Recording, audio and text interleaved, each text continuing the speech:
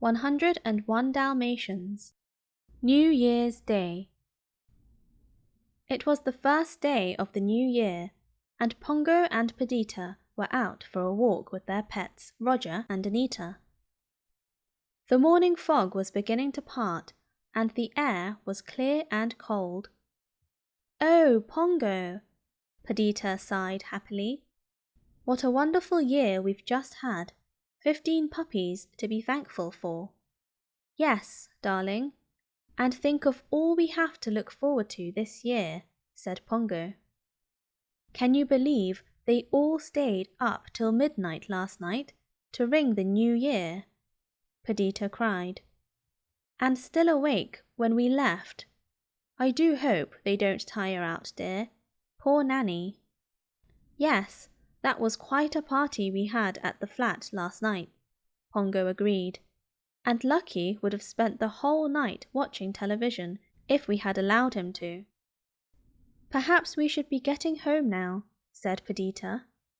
"I am so afraid that Cruella de Vil may come around while we're out. I dread the way she looks at our puppies." "I suppose we should," said Pongo, "but I'm sure Nanny has been taking good care of them." Pongo and Perdita gently pulled on their leads to let Roger and Anita know it was time to go home. The 4 of them walked towards home just as a new sprinkling of rain began to gently fall. "Nanny, puppies, we're home," called Roger as he and Anita took off their muddy boots and Pongo and Purdy brushed off their paws on the mat in the hall. But no one answered. "Pongo!" exclaimed Perdita, her panic rising. "Where are the puppies?"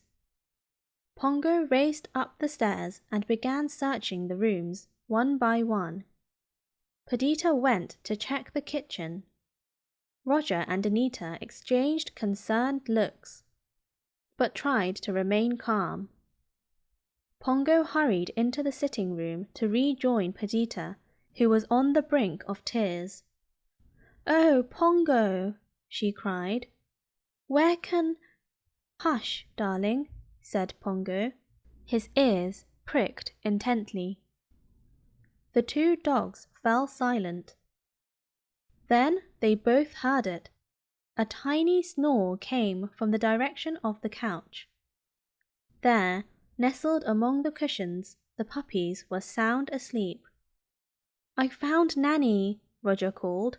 "She fell asleep in her chair." Perdita was busy counting the sleeping puppies. 12, 13, 14. "Oh, Pongo, one of the puppies isn't here." But Pongo had trotted into the next room. "Here he is, darling," he called. "It's Lucky, of course. He's watching the New Year's Day celebration on television."